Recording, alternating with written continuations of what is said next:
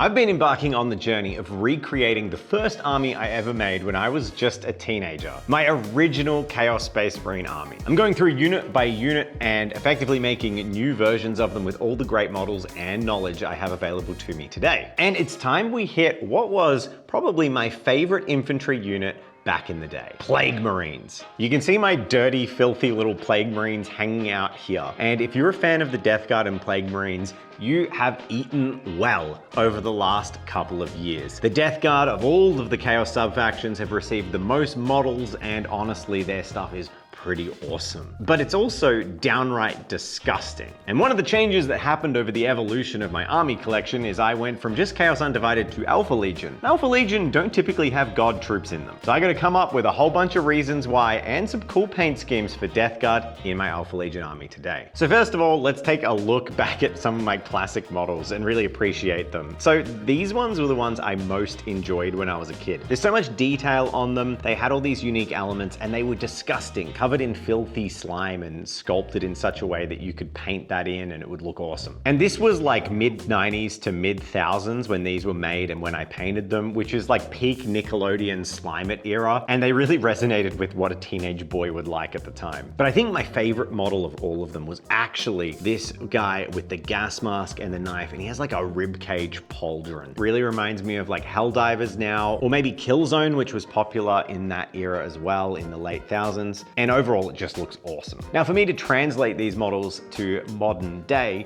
I'm also gonna make a squad of 7. That was Nurgle's number, and back in the day, you used to get a free champion if you used a squad of 7. But Plague Marines worked a little differently. They got a mark of Nurgle onto the whole squad, and this did give them +1 toughness and fearless, but their main feature was they could wield their bolter as a pistol.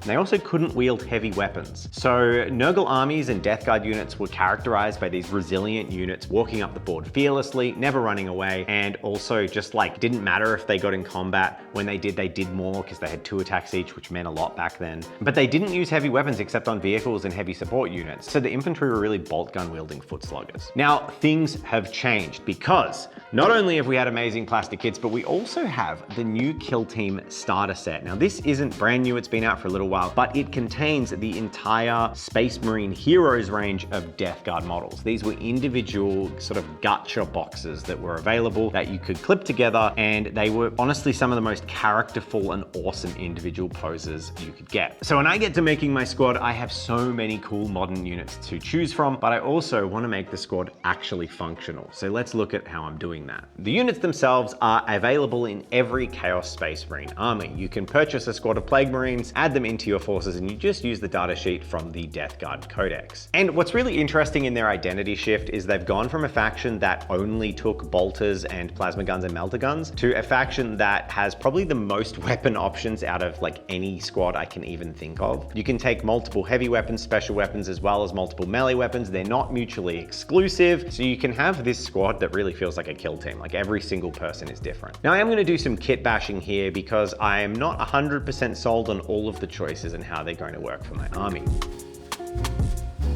For starters, I see my Nurgle unit as a bit of a mid-range objective holder. So I don't want to go full into the melee weapons, and I do want to use some of the nice special weapons. One of the great models that I'm making straight out of this box is the one with this heavy plague spewer. It's basically a vomit flamethrower. And this guy is a one-of in squads, but he doesn't compete with any other weapons options, so it's just a no-brainer to take him.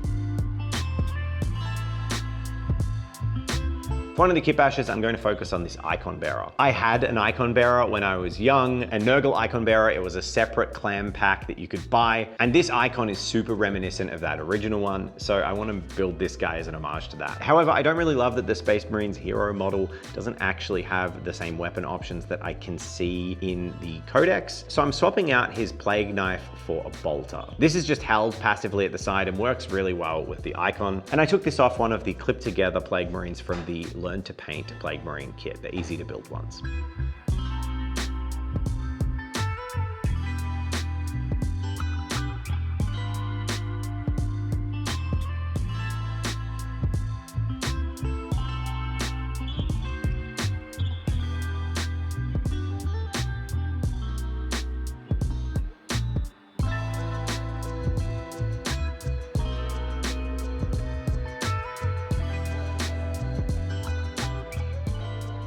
One of the other little conversions to make is also from these easy to build Plague Marines. The Blight Launcher has a really cool stat profile with his assault weapon that's a Space Marine killer. I also love grenade launchers, I always have, so I really want to put these grenade launchers in my squads, but they're not that easy to get a hold of. And as I'm only doing one squad, I do want to avoid buying a whole box of Plague Marines and maximize the older models I got from Dark Imperium, I think the starter box was, combining them with these easy to builds and things I've got lying around. That gives me one Blight Launcher. However, I really don't like this clip together sculpt. The big tentacle arm, he's really static, he looks super boring. So I'm going to combine that arm onto an awesome grenade launcher guy. I think this pose is perfectly dynamic as he's just wielding a grenade and throwing it, and all the grenades all over this sculpt plus the launcher makes him look like a heavy weapons expert and a big fan of explosive, which adds a bunch of character. We also have this gorgeous Plague Marine throwing guy from this Kill Team box, and I'm going to change him up because I see weapons slots that I'm not using. There is a backpack where a tentacle is holding a plasma gun, and that is from the Sergeant from that clip together group. And I'm simply not going to glue on the bolter for this model and just glue on that backpack with the plasma gun. There's a little bit of chopping and changing that needs to happen here, but together it gives me a plasma weapon specialist who's just throwing a grenade. Putting this lineup together, I've basically cherry picked my favorite parts of all of the monopose models and created a really cool squad of 7, so it's time to paint them.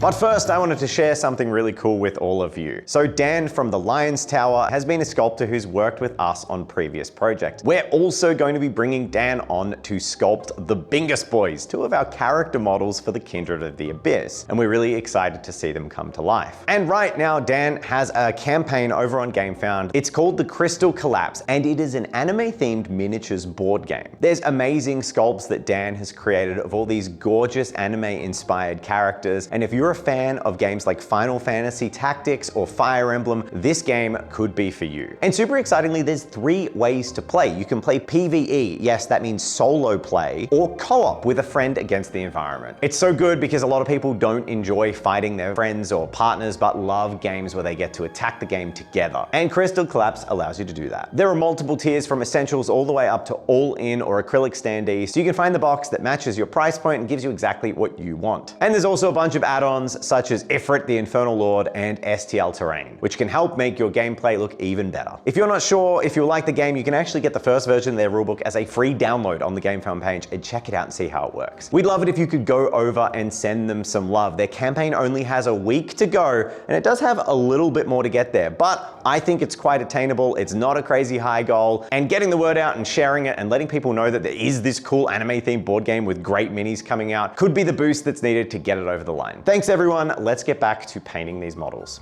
The last couple of my Alpha Legion videos, I have basically said, hey, go watch this old video, it'll tell you how to paint my Alpha Legion. But it's been a little while, so I want to run through the steps because there's a few things that are subtly different when working with Nurgle models. So to get the effect of this metallic, what I do is I dry brush metallics on top of a base color of purple. The metallics I use have a blue hue to them and then a teal hue to them for the final dry brush. I mix them with a regular silver, then I use the pure blue hued Cobalt Alchemy from Scale 75, and then I dry brush on the green, just on the final highlights. I also use that for a line highlight. By establishing a purple base tone, this basically creates a color shift that looks really good and you have a lot of control over. And then I can come in with a purple glaze to re-establish some really heavy shadows and give a nice gradient across the model. Dry brushing metallics would sometimes give me results I wasn't expecting. And what I mean by this is I would blend them, mix them, and dry brush them, and everything would kind of just look desaturated. One thing I found out from talking to Byron at Artist Opus when I was at Adepticon is dry brushing metallics would sometimes effectively, there are 2 ways that people make metallic paints. One is they suspend a silver mica in a colored pigment medium.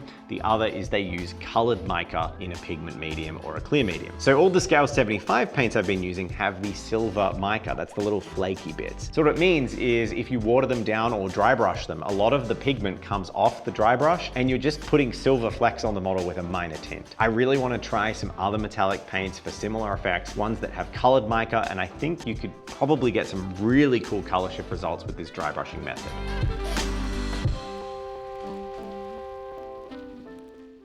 Once the dry brushing is done, I trim all of my models. And for these models, as I wasn't sure how I was going to break up the colors, I actually did all my base coating first. I went through with thrash metal, covering all of that horrible chaos trim, but I did paint black gold on some of the raised areas, as the Plague Marines are sort of an elite squad. And with my elites, I like to put a little bit more gold on them. A lot of the mechanical areas are either done in a brass color that is called decayed metal, or in Iron Warriors, which is quite a dark metal from Citadel. This contrast between the bright silver thrash metal and then the dark metal in Iron Warriors really allows to differentiate from the fancy trim and the more industrial mechanical components of their war gear.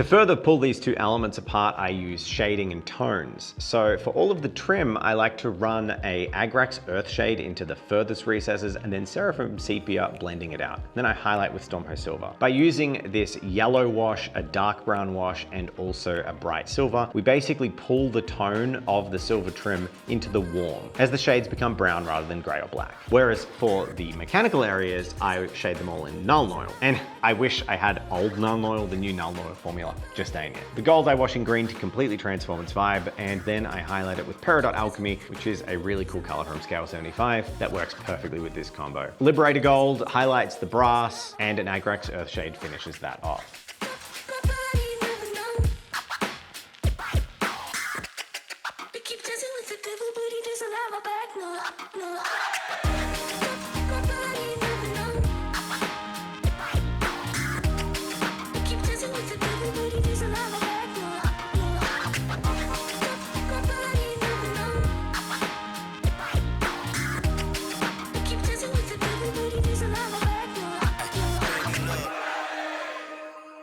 But now for all the gribbly nurgle bits that make these models different. One of the reasons these are some of the models I'm the most proud of when I look back at what I did when I was 13 is I started to get adventurous, mixing glue with colored pigments and creating these stringy, slimy, gloopy attachments that many of have actually survived to this day. It kind of shocks me there's still some glue strands and slime strands on these models, given they've been kicking about in my collection for 20 years and they weren't treated that kindly. So for the nurglings and slimy critters, I'm going to base coat them with an olive green, actually highlight them up to a really soft and gentle green. I want them to feel nice and fleshy and also not sit too heavily in that acid green tone. And this way they should bounce nicely off the greens in the gold. Green and purple contrast really well together, so this is always a good approach for my Alpha Legion. As for the fleshy mutated components of the Plague Marine himself, I like to pretend that these Plague Marines are not, in fact, demonic at this stage. They're just influenced. So rather than painting it in the same tones as the demons and to differentiate it from the demonic elements, I'm just painting this like horrible disease skin. That means I start with Bugmans and then I'm gonna go all the way up in some skin highlights towards some fine highlights. Picking out boils in yellows and highlighting them with nice little reflective points. And then using red and purple washes in the recesses to establish a whole bunch of bruised and sore tortured skin. By going back and forth and finessing this technique, I think it has a really good effect of making it look like his actual flesh is twisting and mutating into new and horrible forms bursting out of his armor.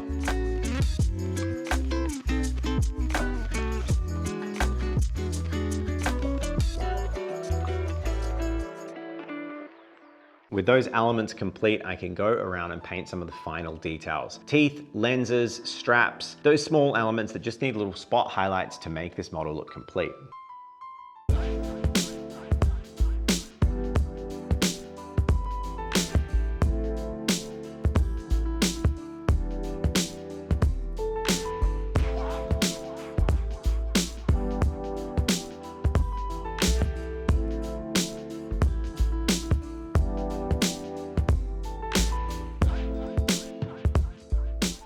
And as a final touch, I am of course going to attempt to make some of that glue. This should make it look a little bit more slimy and reflective, and I can use this to create saliva and strands of mucus across those nurglings and the little slugs on the base of this model. I also use a tiny bit of blood technical on the flesh where the pussy boils are a little bit stretched and sore, or where it's bursting through armor and the flesh itself may have torn on those jagged edges. Overall, I'm really happy with how this has come together, and I do think Nurgle Marines can look good in an Alpha Legion army, and in fact any Chaos Undivided army. How do they work in mine? Well, it's simple. My Alpha Legion Task Force Katos like to have a tool for every single job. Insofar as Alpha Legion warbands in my fiction and my lore, they're a rather large one, operating out of a hidden dark sector that orbits a black hole and allied with a powerful dark forge world. Being influential and having their own access to their spy network, infiltrators, and secret paths through the void, my Alpha Legion are a bit of an attractive proposition for small or disenfranchised groups from other Chaos warbands who want to splinter off and join someone new. This is something that often happens with Chaos warbands. They're always splitting and changing alliances and making deals. And in my case, I introduce you to the Prophets of the Plague, the missionaries of the miasma. This small cluster of Death Guard warriors stem from a time where they were really annoyed that Mortarion was just kind of hanging out on the Plague Planet and not doing enough before Dark Imperium. So several hundred years ago, their progenitors basically left, pissed off with what Mortarion was doing and trying to find an alternate way. Ultimately, they ran into my Alpha Legion infiltrators, and interestingly, of all the Chaos Legions, the Death Guard are some of the most logical. They're still capable of having reasoned discussions, as Nurgle is not the god of complete insanity. They're of course blind to their horrific mutations and they believe that spreading plague is awesome, but many Death Guards still exhibit some of the honor and methods of fighting that they held back in the Heresy. Through this connection, this warband recognized the Alpha Legion and recognized their usefulness, and thus a pact was formed. The Death Guard would keep to their own ships, not spreading their plague and pestilence amongst the Alpha Legion and remaining isolated. This would be an affront to Nurgle, if not for the deal that was struck. The Alpha Legion would be able to bring them places they could have never thought imaginable, spreading Nurgle's love to worlds far beyond his reach, deep within Imperium space, where his plagues could never have touched the surface before. This accord resonated with them, and at the time, being so dissatisfied with Mortarion's laziness, they basically created this pact and have been working with Task Force Katos ever since. Satisfied with the arrangement, as when Katos needs worlds to burn under horrible plague, they have the perfect tool for the job. When they fight alongside each other, it's somewhat reluctant, but of course it does happen. Not in the sense that they think they're gonna backstab each other, but in the sense that my Alpha Legion definitely don't want cuddles from the missionaries of the miasma. Of course, Death Guard is often contagious whether you want it to be or not, which leads them to sometimes use emissaries, mortals who will travel and pass sensitive messages between them, only to be met with the sour end of a flamethrower after delivering it. Not a lovely bunch, but I think that's a lot of fun.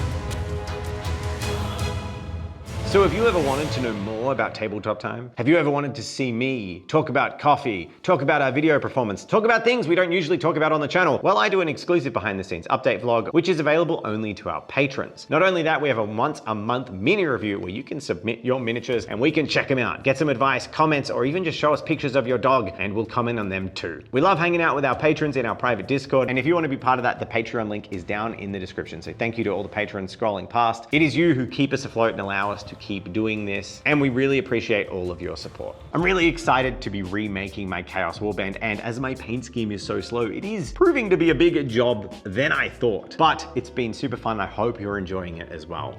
The next video I'm going to be doing is actually my Sorcerer. I'm really keen to kitbash something and maybe try painting to an even higher standard. If you've been enjoying these videos, let me know down in the comments and tell me how you've used your forces. Did you used to play Chaos? Do you love that we can take like the cult troops and we can still take the cult troops? And what have you most liked from my recreation army so far? I'd love to hear from you. I do read all the comments and comment on them every time. It's great. And a reminder, if you are a fan of Final Fantasy style games, anime games, tactical games, board games, and miniatures, to check out Crystal Collapse. Go send some love to Dan and the Lion's Tower and help get their campaign all the way to finished. There really aren't that many anime themed miniatures out there, and personally, I think it's super cool. As a longtime fan of Final Fantasy, I think it's a super neat vibe. All right, thanks everyone. See you in the next one.